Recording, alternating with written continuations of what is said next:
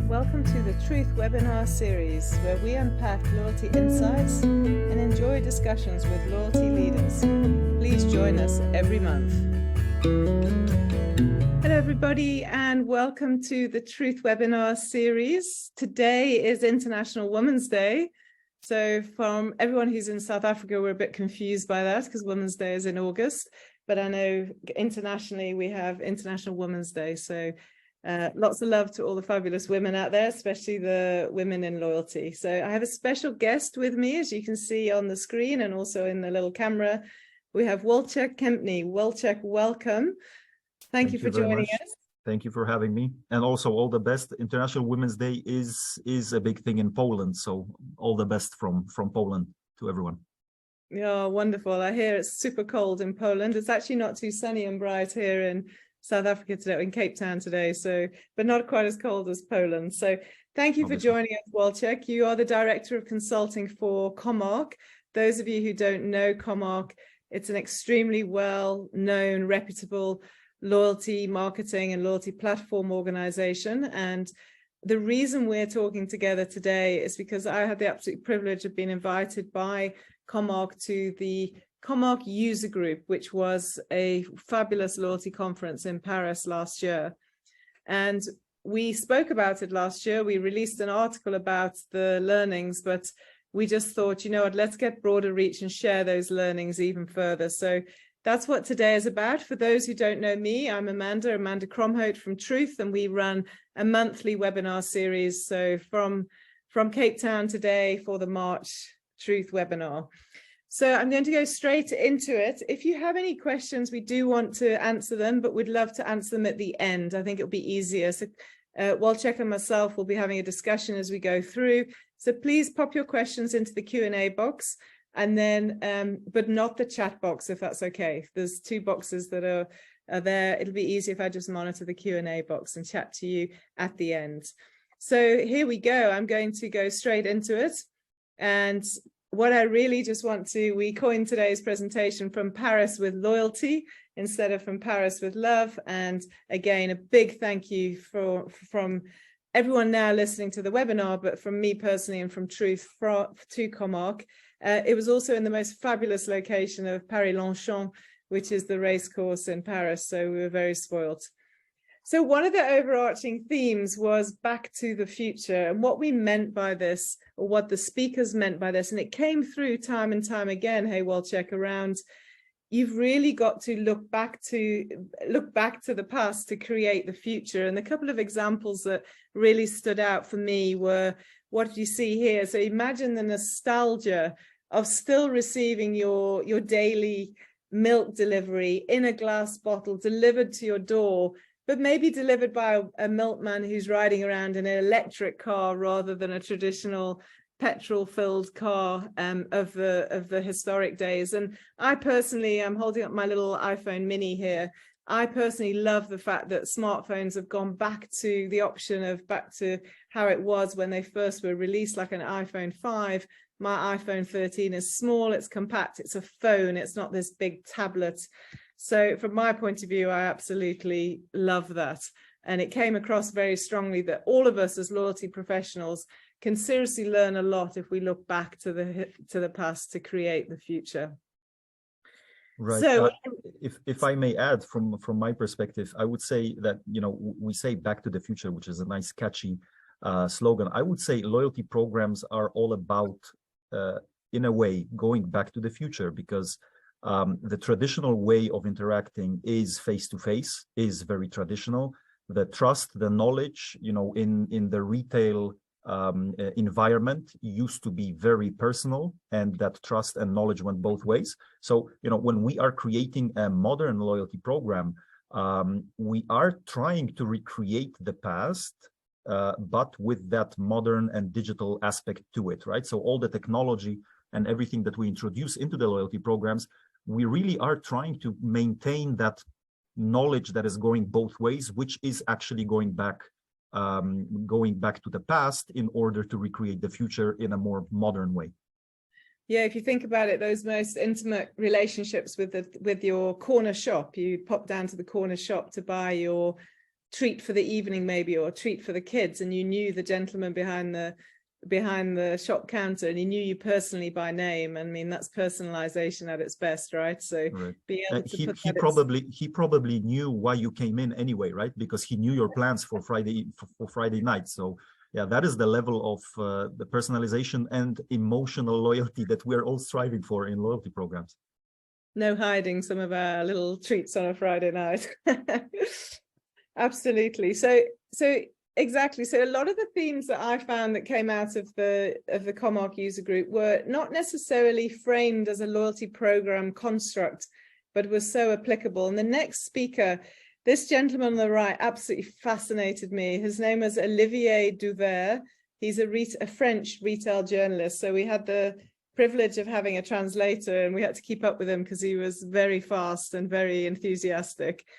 And Olivier repeated that around looking back to the past to create the future. And also, he didn't particularly talk about loyalty programs. He's a retail journalist, but everything he said just resonated. And it reminded me that all of us in the loyalty industry, whilst we're trying to create traditional programs and you've got the technologies, actually the customer experience in its entirety plays such a massive part.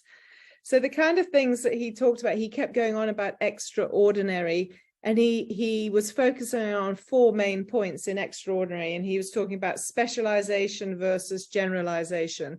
He was talking about a closeness to your customer, either in proximity or in how well you know your customer. He then talked about the value perception, not value in price terms, but as a perception, and then how the technical term technology is translated into the experience. So if I unpack those one by one, and then Wojciech, you and I can chat about it, but in specialization terms, what I really loved here was the example he gave, and it was a store, it was a retail pet store, and it was called J'ai plus de croquettes. I'm fortunate enough to having studied French, so I could understand this. And J'ai plus de croquettes is a pet store, which means I've run out of dog food or cat food. And what he explained was those, if any of you are animal lovers, and I'm crazy about my dog, so forgive me for that craziness, but like when you walk around the store and you go to the pet bed area, it said chambre, which is bedroom. And when you went to the food area, it said cuisine, which doesn't need a translation, I'm sure.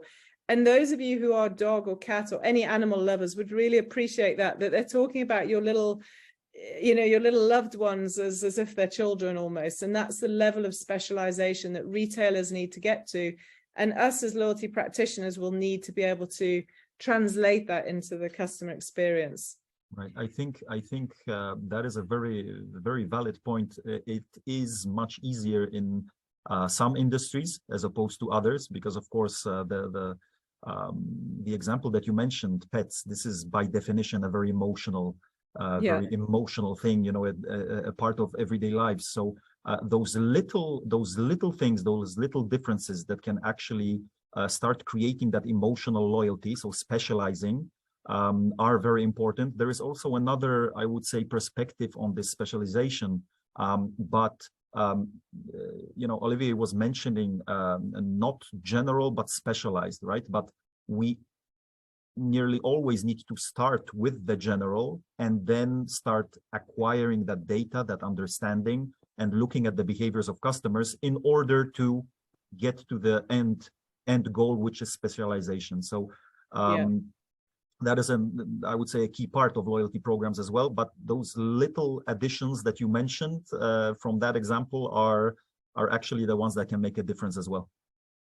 Definitely. I was explaining it to my team today, and they were like, that is just so, and all of us are animal lovers. So it was just like, it was such a simple thing. And yet it was so, in the pet environment, so specialized and so special. His second point about how to be extraordinary was around proximity. And what he was saying was, think about maybe one of your favorite store. And I think anyone who spends time in Europe knows the IKEA brand. We unfortunately don't have it here in South Africa. I miss it enormously. But the IKEA brand, we all kind of know, is that enormous warehouse, and you drive to it and you take the kids and you make a bit of an outing, and it's a big mission. It's not on your doorstep. So unless you go to the destination, you're unlikely to kind of remember it and have it in your daily life. And IKEA has managed to change the format so it keeps its big sort of 30,000 square meter warehouse format, but it also has a high street 100 square meterage experience as well, so that when you're walking down the high street, you actually get the chance to have this amazing brand, but much more easily for, I guess, smaller items rather than big furniture items. But his term around proximity didn't just mean closeness in terms of the geographical location. He was talking about being close to what the customer needs. And I think all of us in CRM and loyalty, this really resonates, because the data helps us. It tells us, you know, we always say that if you want to know how someone is behaving with your brand, just look at what they're already doing to see what they're going to do. And that's just the understanding of your customer, particularly obviously in the day of wonderful data. And then finally, he described proximity in terms of your heartstrings, so via love. And we were in Paris, so it all made sense. And he said, for example, again, he was using pets as an example. He said, you know, if a customer turns up to he gave an example of a DIY store. If a customer turns up and they've got a dog, don't leave them in the car. It's too hot, even if you open the windows. Bring your dog in. You and your pet are welcome. And that was just sort of pulling on come close to us, even with your dog. So I don't know how you feel about this proximity piece, or if I've covered everything there, Wojciech. Yeah, so from my perspective, when I'm, discussing the loyalty program concepts with our clients, when I'm looking at various loyalty programs, from the outside, not as a member, and from the inside as well, I think the first aspect of proximity, which is the obvious one, the geographical one, is absolutely a must. If we are able to communicate very easily the location of the product, the service, if this is accessible, if it is easy to understand, that's absolutely the basis of a loyalty program. But then we go into the more difficult aspect of proximity, which is the emotional one. We're starting to enter the realm of emotional loyalty, the one that each program is striving for. So that is a much more difficult thing to define and to achieve. Again, a very important, I would say, differentiator here is the industry, right? There are industries like the pet industry and all the products related to it,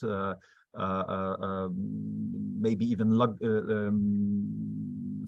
luxury fashion. That's much easier to try to or travel, right? Going on a vacation with your family. It's then easier to, I would say, connect those emotions that are related to the events or the places that you have been. It's easier than in more, I would say, traditional loyalty programs like banking. It's then we most probably, in order to achieve that emotional element to it, we would probably need to look for some external services or products that might be an addition to our more traditional loyalty program, and thus try to create those emotions if it's not a traditionally emotional industry that we're in. So that's a more, I would say, difficult situation, but also something to strive for in a loyalty program. Definitely. I mean, we get a number of examples where, as you say, whether it's maybe financial services or insurance, or we were working with a B2B client around maybe electrical parts, like in the building industry, right. How do you create excitement and emotional loyalty about that? But there are ways, and that's the critical role. And I think that's the magical role that us as loyalty practitioners can play, because loyalty really can do that if you know how to apply it properly, whether it's through maybe training for the contractors, that they suddenly feel that they're really well looked after by the B2B supplier and so on. Right. So but this is actually that's what I wanted to mention as well. If it's like the electric parts that you mentioned, you can try to approach it in a different way. So also that emotional loyalty, but from a different perspective, from the employee perspective or the distributor's perspective. If we can add that little gamified element to it, or something that will differentiate, make it more fun, taking into consideration that those tasks are very repetitive day to day, maybe that would be the emotional piece in the loyalty program, not necessarily to the end customer, but in the supply chain and in the more operational side of things.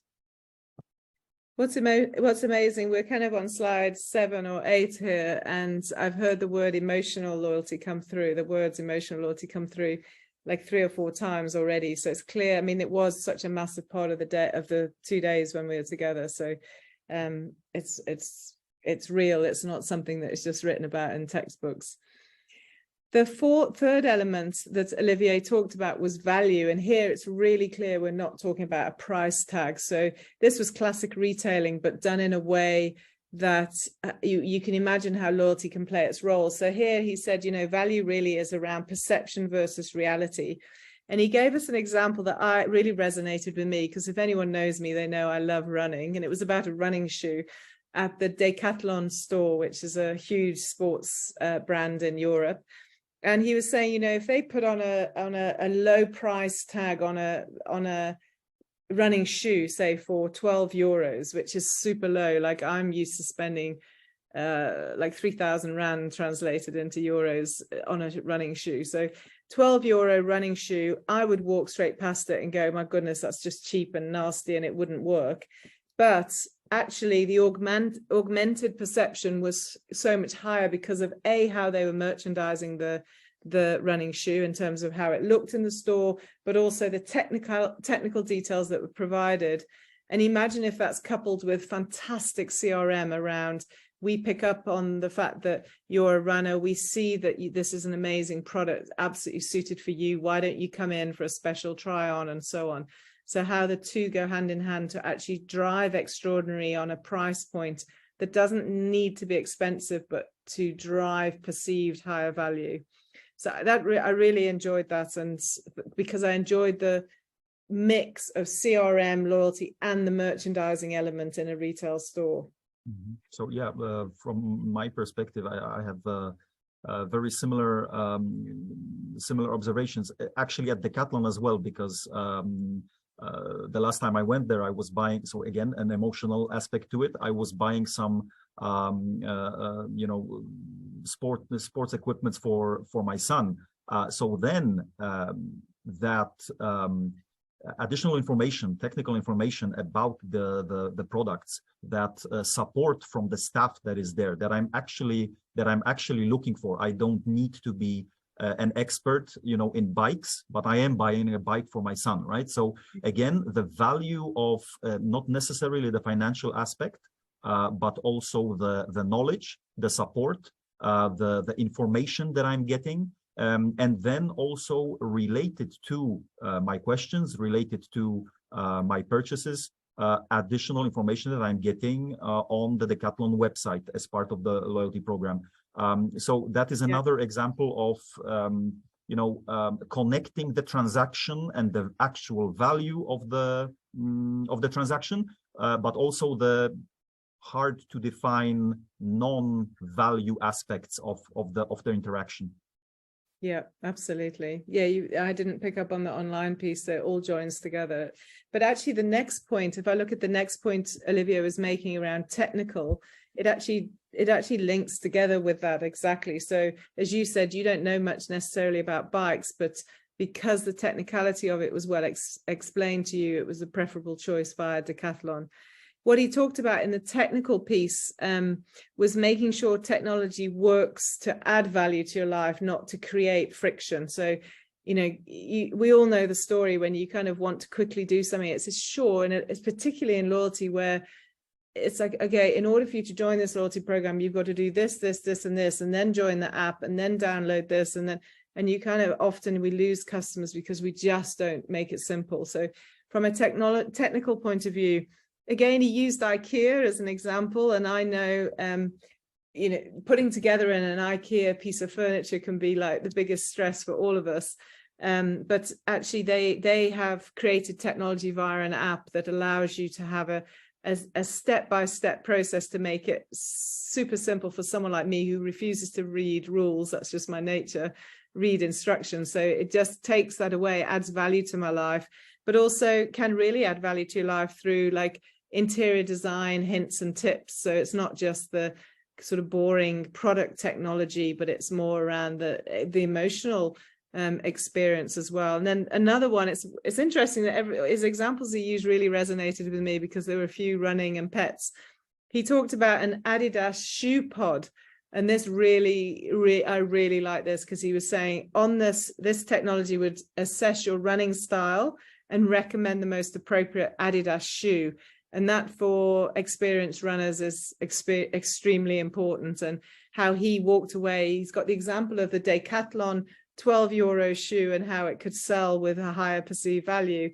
And then an Adidas shoe where he was perfectly happy to spend hundreds of euros because the Adidas shoe pod determined exactly the technology in the shoe that he needed. And he just went, I'll have that one. Thank you very much. And could well have bought 3 at the same time. Right. So this is where technology actually, I usually say that technology is just a tool that needs to actually execute the ideas that we have. So we have huge capabilities, right? Huge possibilities and functionalities when it comes to the technical aspect. But they need to always, in the end, take into account that loyalty is a human business, right? From both sides. So we can never deploy all the functionalities that we actually have on a loyalty platform. It will never happen in any of the loyalty programs. However, that technology always needs to take into account that simplicity is key. We are getting, I would say, as human beings, we are getting lazier and lazier, right? If we now are asked to register to a loyalty program and we have, I don't know, let's say 9 steps to do it, that is something that will simply not happen, right? But we are I would say, approaching a very interesting situation where we start getting bored if there is more than 2 steps to a process, right? So in some of them, when it comes to technology, in some of them, we can actually do that. We can really, with card linking, for example, we can really shorten the, I would say, the amount of engagement that is needed for someone to still be engaged in that loyalty program. But at the same time, if we look at technical and emotional, if we actually achieve seamlessness that has gone overboard, then we will not have members that are loyal, because that will not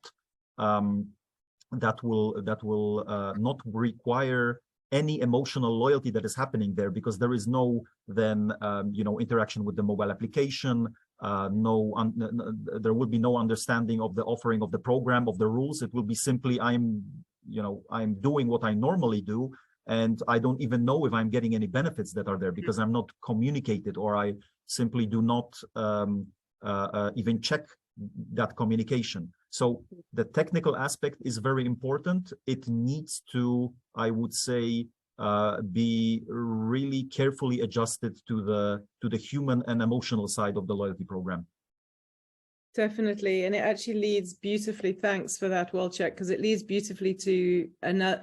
I've pulled together 3 more overarching themes, and the third one is humans, not robots. So I'll talk about that in a moment. But it's exactly that.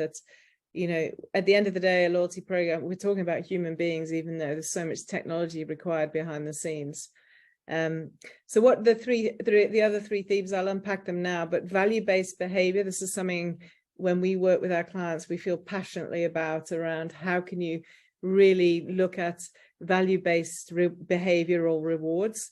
Web 3.0 was really debated quite a bit, but I really like the way collectively the audience and the presenters said, watch out, this is coming, or it's here, but it isn't everything yet. And it probably never will be everything. You've just got to find the right place and know that a small proportion of your customers are really going to want this, but the large proportion are going to be terrified by it. So don't like try and just be on trend and change your whole loyalty program, but it has its place. and then humans, not robots, which is pretty much what we were talking about just now. So if I look at value-based behavior, I mean, what I really liked about what was taught, what was spoken, it was like an overarching theme. So I don't have one particular speaker to thank for this at your conference, but there was a really big, almost disparate measure between the intention of a consumer and the actual behavior, and how a loyalty program, many of us talk about the intention. I listen to my young teenage children, and they all have the best intentions in the world, but how is it translated into behavior? Everyone's informed, everybody wants to do the right thing, but do they actually do it? And what was coming through is some of the challenges to that are cost and price. So typically, if you look at eco products versus non-eco products, they cost more typically. So how do that is a barrier. Convenience and time. So, you know, I'm talking to a few folks at the moment because we have the fun and games in South Africa of something called load shedding, which is forced power outages. It's something we're living with all day, every day. So a lot of people who've got solar power, which is a great way forward, it costs, number one. Number two, maybe on a dull day, you have to then really think about the convenience of which appliance can be switched on and when, and does it take me longer to achieve things? And the performance, so moving away from solar power, but is the performance of value-based products, is it as good as non-value-based products? And it's not proven yet. And then the knowledge, do I understand it well enough, and do I trust it enough? And they're just a summary of some of the barriers of why our behavior is less than our stated intention. And then the great example of Decathlon are obviously doing some great things, because we were in France, and obviously it's a very French brand. So a lot of the speakers were using Decathlon as an example, but Decathlon's loyalty program, Decat Club, they are doing very simple things like incentivizing their members to go and do beach cleanups or tree planting exercises, and giving them 4,000 points for joining those activities. And we're starting to see a lot of those kind of initiatives come through as well, locally in South Africa and globally. So it was just lovely to hear them. And I think things like a beach cleanup or tree planting is very relevant for the South African market. But what they did say, if we're going back to the intention versus behavior, and we've seen this, so it'd be really interesting to see if you see the same, Wojciech, is only about 13% of members in the Decat Club actually do any of the value-based activities that they put on the table and incentivize for. 13%. So there's a lot of effort to get this in the market, in the loyalty program, but only 13% participation. But those that do participate are significantly younger by about 10 years. And that really hit home to me. I thought it was an amazing stat. Yeah, I think this value-based behavior, the topic that you now started, this is, you know, pure human nature, right? Yeah. There are two aspects to it. One is in the loyalty program, what is being communicated, right? From the marketing perspective, what kind of social aspects there are in the loyalty program, and then what actually happens in terms of behavior of the customers. These two elements do not need to exclude one another. I think from a practical point of view of having a loyalty program, both of them need to be there, right? So one of them is from the companies, from the loyalty programs perspective, is being associated with those trends. That is a natural way to go. But yes, we see a lot of declarations that are there, and this is not only in loyalty programs, obviously, but this is the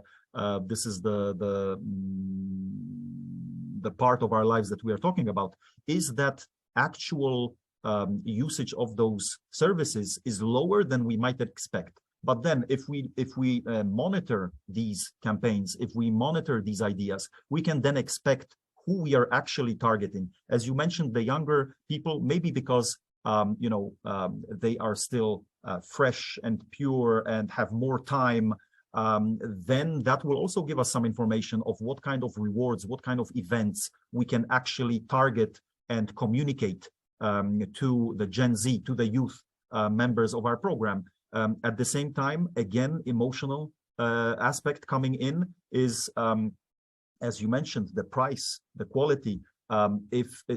These products are usually more expensive, but then if I am doing my shopping and I have 2 small kids at home, and I am to choose the quality of the products that I'm buying, looking at it from the perspective of my young children, then already that emotional aspect comes into play, and then I'm not only looking at the cost and price.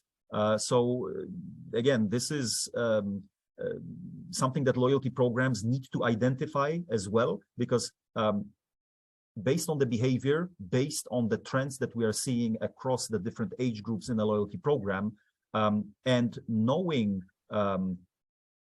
that, I would say, ratio of declaration and then actual behavior, if we are able to monitor that, we are able to anticipate, and we are able to, I would say, decrease the effort, not going in a very wide, broad perspective with a very specific eco-friendly offer, for example, but just targeting it to the segment that we've already seen has responded to it, like the example that you mentioned at Decathlon. That gives us some information of who can actually participate in that kind of offer. Yeah, absolutely.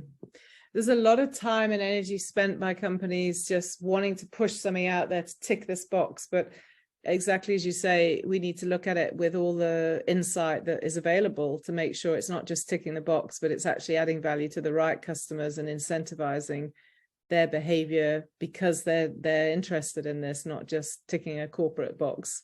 but from the program's perspective, even though we may know that it will be utilized by 6% of our member base, it might still be that this is what we mentioned in the beginning. It might still be communicated very broadly, because that PR element to the loyalty program, and that I would say highlighting that those new emotional eco-friendly aspects of the loyalty program are there. So those 2 things can go in parallel. Yeah, absolutely. The second other theme was Web 3.0. So in summary, we had talks around crypto, NFT, and the metaverse. What was interesting for me were the stats of usage versus a year ago. So one of the experts was talking through 38% more users of crypto than with a year-on-year measure. For NFT, that was a +12 year-on-year measure, and then metaverse +25, which I guess is because it's off a terribly low base initially. But if I look at NFT in the loyalty space, we've definitely, since your Comarch user group in Paris, which was September, I think in December, we saw Starbucks launch some interesting activity, how they use their coffee-themed NFTs, which then obviously translate into real-world benefits and experiences. What I really like about what Starbucks seem to be trialing is they're turning it into making it simpler, because otherwise it is too complicated. So they're kind of taking the NFT terminology away, and they're using journey stamps as their sort of collectible stamp card mechanism. And you can get those stamps by answering quizzes about, it's all coffee based, or going to a store to try a new flavored coffee, or doing puzzles and so forth. And then some of the rewards are either you could be hosted at a Starbucks roastery if you're really crazy about coffee, or even visit a coffee plantation in Costa Rica. I mean, I think that obviously has to be reserved probably for their top users, but some really interesting things. And I think from a loyalty point of view, that will appeal to a small number of folks, not everybody. So we've just got to make sure it's held in, in context with a broader program, but can really add innovation and excitement for a certain group of your customers. And then the metaverse, the easiest way for me to understand the metaverse is to think actually about my kids. I've got teenagers who, like, my son is crazy about Fortnite, and all my kids have used Roblox in the term. And if I think about Fortnite, after the conference, actually, I sat with him and watched him, and I was saying, one of the examples was, if you could if you could have a particular shoe or particular outfit, skin they call it in Fortnite, that no one else has got.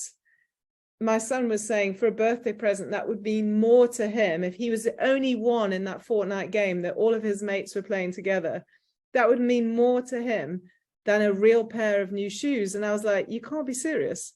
And he was like, but Mum, it's obvious. So Right. that to me was the perfect translation of, wow, this really has value if we can identify exactly who it's for, outside of obviously just gaming. But these were the examples that we use. So this is a new world for many of us, but I think not to be ignored. Yeah, so virtual shoes, right? Again, pure emotions, you know, again, showing your friends online that you have that unique aspect to it, which is more important than the actual shoes that you're running it. Again, pure emotion. But I think it's important what you mentioned earlier.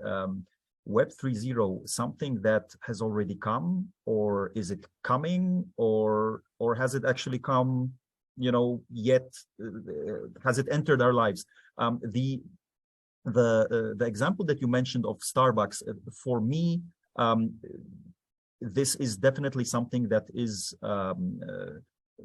gives us the possibility of innovation, of reaching still currently a relatively small number of our members of customers. However, it's really interesting to see how it is being packaged, right? For Starbucks, we have Starbucks Odyssey, we have journeys, we have journey stamps. That is pure gamification, right? That is something that has already been with us in loyalty programs in a larger or smaller reach, but this topic is still so much, I would say, misunderstood or even not known for many people, is that even if we are using it like Starbucks in that example, we still have to package it in something that is more familiar, right? So in the end, we are getting that educational element in the Starbucks program. We are getting stamps. The journeys are obviously challenges that one needs to do in order to receive some benefit. That is then, I would say, a VIP or money can't buy offer, for example. That still, it is because of the reach that I don't believe has materialized yet. We are still trying to define it as something that most of us already understand, which is gamified elements in a loyalty program. So here, and taking into consideration, I checked the Starbucks Odyssey webpage today. It's down. So from my perspective, really, there are so many different aspects still that are being used by loyalty programs and are trying to influence that emotional aspect, that still that question, this has arrived or has it? But it's arriving, and we are thinking how much it will enter our lives. We are still, we didn't still achieve that critical mass, in my opinion, in Web 3.0. When it comes to loyalty programs, definitely. Not at all. You're absolutely right. Yeah, absolutely. So I think it's a space for us all to watch and learn from each other, to be honest. I don't think anyone has got it jacked at all, because, as you say, some people don't even know what it is. So it's the way it's packaged. It can't be packaged as Web 3.0. It's got to be packaged as something that makes sense, right? Right. Yeah. Even the Burger, just one more comment here. The Burger King NFT campaign that was related to loyalty as well. It was based on celebrity endorsement, right? Also something when it comes to existing loyalty programs. We see influencers and brand ambassadors. We understand that I would say the influence of very well-known people on the internet can actually change the behavior, especially again of young consumers. This is why influencers and brand ambassadors are a big part of many loyalty programs that are especially targeted to young people. That is also already there on social media. So again, I would say we are still trying to replicate something that is known, but in a different way. But that has not, I would say, materialized fully yet. It may probably materialize in the future, at least some of the aspects of Web 3.0, but I would say that not yet. Yep. Let's watch this space. We might be here in a year saying something different. Let's see. Right, maybe. Yeah. The last of the sort of overarching trends was, and you've already touched on it, was humans, not robots. You know, we live in a data and a technology world. So we all know about the terminology AI, artificial intelligence, but this really, I really enjoyed this discussion. So the next, I've just switched the slide there to cross out artificial intelligence to replace it with augmented intelligence. And the reason this really hit home so hard for me was it makes sense, obviously. There was a gentleman from ADDX, Vincent, his name was, from ADDX, who talked about, we've got to build on the human brain, not replace it. And I think that's critical. We can't just, now that we've got great data capability and great technology, assume we can press a button and the whole thing just works. And why this resonates timelessly with other work that we were doing is, at the time, or just after, I've interviewed a gentleman called Shawfal Islam. He's the CEO of B Data Solutions. I interviewed him on Let's Talk Loyalty podcast on the monthly show that I host for Paula. And if anyone's interested in listening, it's a phenomenal story about data. It's the Let's Talk Loyalty number 299 show, so you can find it easily. It's easy when you get the number. But he talked about, at the end of every data point is a human, and how he tries to get all of his analysts to understand that. And it's so few people get that, particularly real clever data folks don't necessarily understand that. We've got to remember that there's a human being in this loyalty program on every membership number at the end of every data point. And then the example where this was translated into a practical world was the interview. Paula Thomas was interviewing a company called SAQ, Société des Alcools de Québec. And this was it's basically a liquor store, a series of chain of liquor stores in Quebec in Canada. And their sales associates really rely on the CRM data environment. Like it's a very important part of their job, but it's not there to replace them. So it doesn't send out the mailer and then they don't have a role. It's there to augment their capability to serve the customer when they walk in. So it can tell that Amanda walks in and she's a curator of fine or rare gins or whiskies. I mean, so it picks that up from the data, it tells a story, and it helps them to assist their customers who are humans and they're humans, and to create a relationship, but it doesn't replace them. What it has replaced for SAQ is the marketing investment they've made in broadsheet printouts. So they've managed to use this augmented intelligence, artificial intelligence, to cut their broadsheet printing costs by 60%. So that's what we want to hear, is save the trees, save the printing costs, but create this this emotional connection. And I love this. It really is. It's probably my favorite takeout of the whole few days.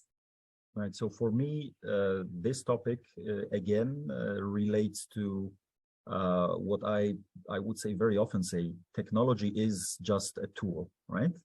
We are talking today about emotional loyalty and that connection.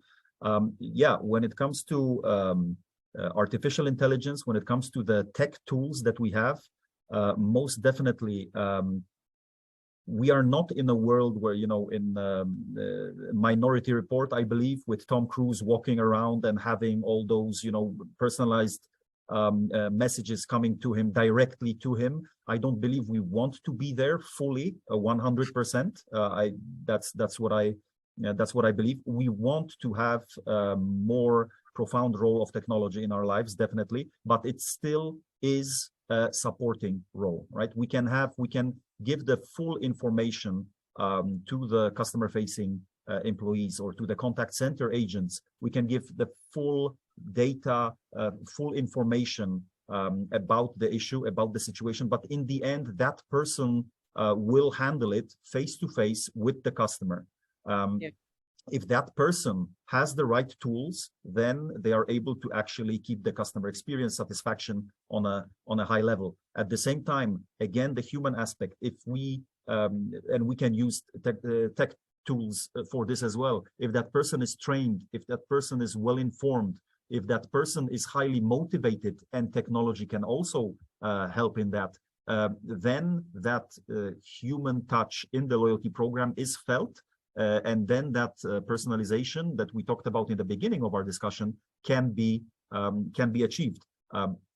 In loyalty programs, we very often highlight the non-transactional behavior. It is easy to, I would say, get caught up in the whole big data topic.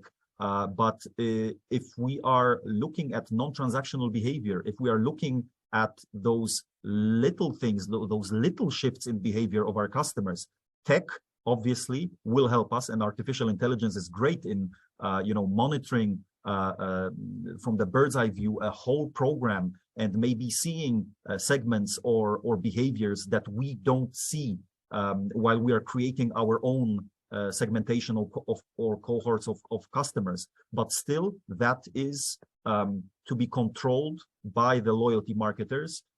We can get hints, we can get support, but in the end, it needs to be controlled by us. So the automation that we are going for and that we are looking for, I would say, always needs to have some limit to it, because it needs to be a supporting role and not take over the whole thing, because then I believe it will be felt by the end customers, by the members of the program, and that's not something that we want. Yeah, absolutely. Wonderful. Just before we move to our very last slide, I just want to encourage any of our listeners today, if you've got any questions, just pop them in the Q&A box, and then I can read them when we finish the next section. So the last slide was actually, I think you were moderating this section. Hey, we'll check the KPIs section. And it was really fascinating. But what was lovely for us in the audience from South Africa, it was only a couple of us from South Africa, was that you had Domesh Bana, who's the executive head of loyalty and rewards for Nedbank, and obviously the Greenbacks brand as part of his portfolio, as is the Avo app and so forth. And he, under your moderation, was really generous with a lot of what he shared. I know that there's a video that's you had released since then of that discussion, but just some of the KPIs that he was talking about, he did start to share, there's an increase of credit card swipe rates with members versus non-members of the Greenbacks program, so they can measure the credit card usage. He did talk about increased customer retention stats, product holdings. So if you think about in the banking environment, you can very clearly see that a loyalty customer is holding X percentage more products than non-loyalty customers. And he talked through all the list of different KPIs. It was a fascinating session. I loved it. And then what was really fantastic, I think, for anyone out there who's currently building loyalty program front-end interfaces, is around, don't do a separate loyalty app. He'd been down that avenue. And we've worked with so many brands that said, we've got to have a loyalty app. And we've been going, no, you need to integrate this into your frontline website, your frontline app. If you have an app, do not create the separate brand app on its own. Have one brand app in its entirety with loyalty integrated. That was so compelling because we believe that, and then to hear him also back that up. But you moderated this session, so you probably have more insight than I do. Yeah, so KPI is obviously a very big part of the loyalty marketer's life. Definitely some of them are common across all the loyalty programs that we come into contact with.